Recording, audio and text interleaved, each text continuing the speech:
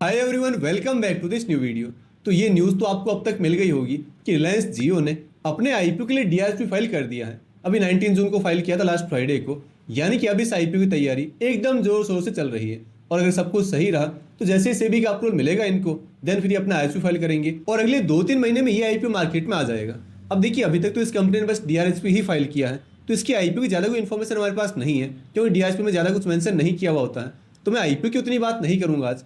लेकिन एक और इंटरेस्टिंग पॉइंट इस आईपीओ में है, और उसकी भी आगे आप तक न्यूज़ पहुंच गई होगी कि इस आईपीओ रिलायंस जियो के आईपीओ में एक शेयर होल्डर्स कोटा भी होने वाला है।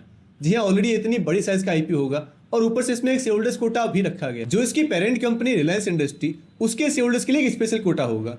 हालांकि अगर आपके पास किसी और कंपनी के शेयर्स हैं जिसके नाम में रिलायंस है, जैसे रिलायंस पावर है, आर पावर है, आरकॉम है, तो वो सारी कंपनीज नहीं चलेगी। शेयर होल्डर्स कोटा के लिए आपके पास रिलायंस इंडस्ट्री के शेयर्स होना ही जरूरी है। अब देखिए, इस आईपीओ में शेयर होल्डर्स कोटा है तो सही, लेकिन मेरे ख्याल से हमें इसके लिए कोई बहुत एक्साइटेड होने की जरूरत नहीं है। भाई, ये इंडिया का one of the biggest IPO रहने वाला है। इसकी जो इश्यू साइज है वो 40,000 करोड़ रुपीज के आसपास हो सकती है।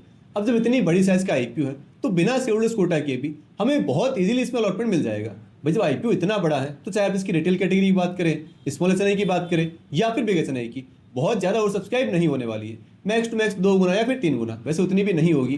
तो जो भी इसमें अप्लाई करेगा उन्हें बहुत इजी अलॉटमेंट चांसेस मिल जाएंगे। और जब इतनी बड़ी साइज का आईपीओ है तो ऑब्वियसली इसकी कोई बहुत ज़्यादा जीएमपी नहीं होगी, कोई बहुत अच्छी लिस्टिंग है इसमें हमें इस आईपीओ में नहीं मिल पाएंगे। भाई, पास्ट में भी ऐसा ही हुआ है, जब जब बड़े आईपीओ जाते हैं तो उनकी डिमांड काफ़ी कम रहती है, क्योंकि सप्लाई ऑलरेडी बहुत होती है। तो वैसा कुछ इस आईपीओ के साथ भी हो सकता है। तो आई डोंट थिंक ऐसे में शेयर होल्डर्स कोटा के लिए हमें इसमें कोई बहुत लंबा चौड़ा प्लान करने की जरूरत है।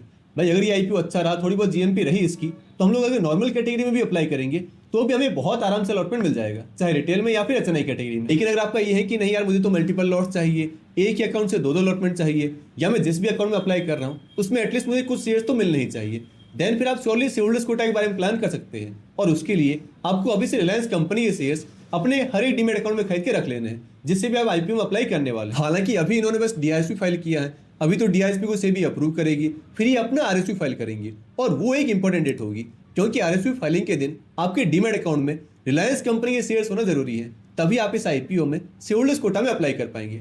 तो अगर आपको प्लान करना है शेयर होल्डर्स कोटा के बारे में, देन आप अभी से अपने हर एक डीमेट अकाउंट में रिलायंस कंपनी का एक शेयर खरीद के रख लें, ताकि जब भी आईपीओ आए तो आप इसमें रिटेल या एचएनआई कैटेगरी के साथ साथ शेयर होल्डर्स कैटेगरी में भी अप्लाई कर पाए।